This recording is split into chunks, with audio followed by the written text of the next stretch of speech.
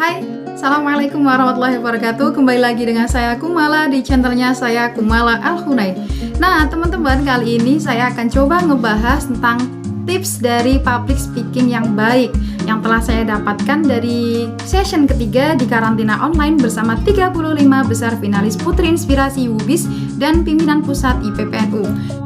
Nah, untuk tips dari public speaking yang baik diantaranya adalah ada 6 di sini ada 6 P.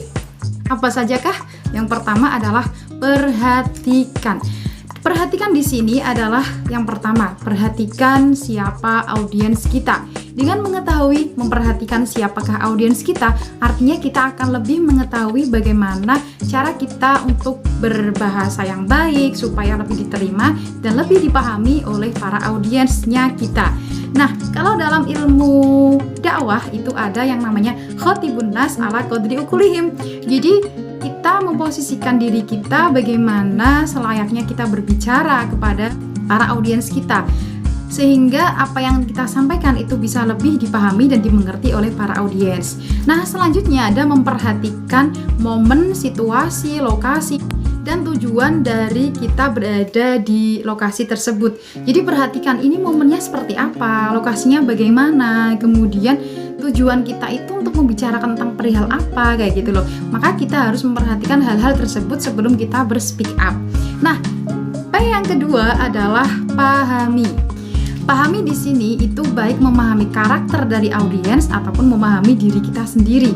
Nah, untuk memahami karakter audiens tentunya sama seperti memperhatikan audiens tersebut. Nah, memahami karakter audiens tentunya penting sekali ya, karena bisa menentukan bagaimana kita harus berbicara yang baik dan menyatukan feel kepada audiens secara baik juga.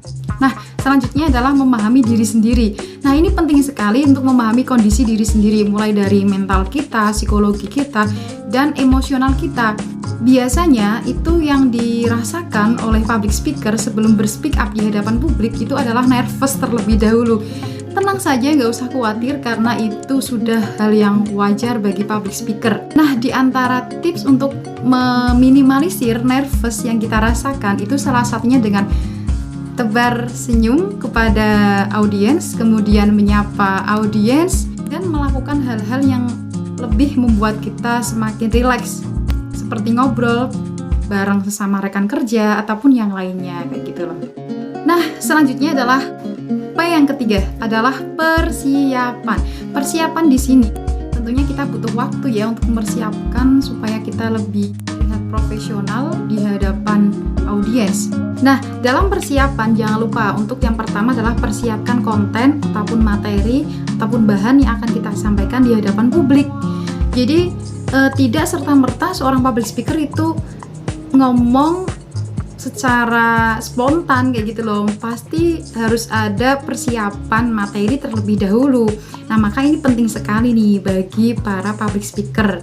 Nah, selanjutnya adalah persiapkan kostum kita. Jadi karena kan bagaimanapun seorang public speaker ataupun dimanapun tempatnya, seseorang itu akan memandang kita itu yang pertama kali dilihat adalah penampilan kita. Bagaimana kita berpenampilan itu yang pertama yang akan dinilai oleh orang yang melihat diri kita. Nah, selain dengan kostum itu juga body language kita itu harus dipersiapkan secara matang.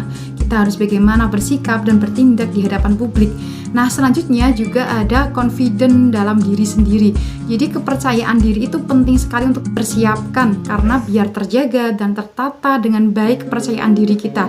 Supaya tidak overconfident ataupun tidak sama sekali percaya diri di hadapan publik. Maka dari itu semua harus dipersiapkan dengan baik.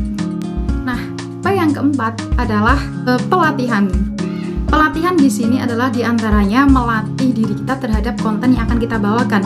Jadi tidak serta-merta seorang public speaker itu langsung ngomong walaupun sudah ditulis ataupun kita sudah tata, sudah kita planning materi yang akan kita sampaikan, tapi tidak ada pelatihan sama sekali. Maka dari itu sebelum speak up di hadapan publik, maka lakukanlah untuk berlatih terlebih dahulu. Selanjutnya adalah terkait teknologi nih. Nah, tidak menutup kemungkinan bagi seorang public speaker itu untuk mengetahui IT ataupun hal yang berkaitan tentang teknologi. Karena itu penting sekali bagi public speaker, tidak hanya bisa ngomong tapi juga jika terdapat teknologi-teknologi yang seperti apa ataupun IT yang seperti apa ketika di lokasi, maka kita harus siap-siap sudah mengetahui hal-hal tersebut.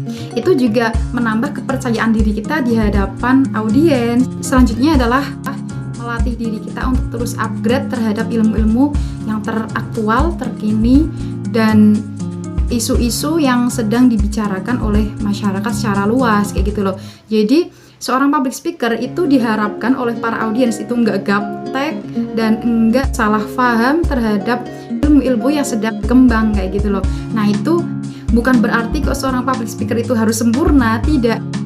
Akan tetapi seorang public speaker itu membawa branding bahwa dia itu sosok yang berwawasan di hadapan para audiens. Nah, untuk P yang kelima adalah pelaksanaan.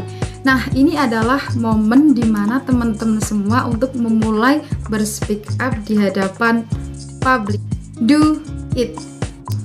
P yang keenam adalah pengaruh. Jadi impactful, positif yang diterima oleh audiens setelah mendengarkan ataupun setelah mendapatkan sesuatu materi dari yang kita sampaikan kepada audiens. Nah, disitulah seorang public speaker itu bisa dikatakan baik ataupun menginspirasi kepada masyarakat secara luas, yaitu ketika audiens itu mampu memahami dan melakukan perubahan setelah mendengarkan dan menerima materi yang telah public speaker tersebut sampaikan. Nah, maka dari itu seorang public speaker sebelum menjadi public speaker yang baik, tentunya dia harus menjadi public listener yang baik.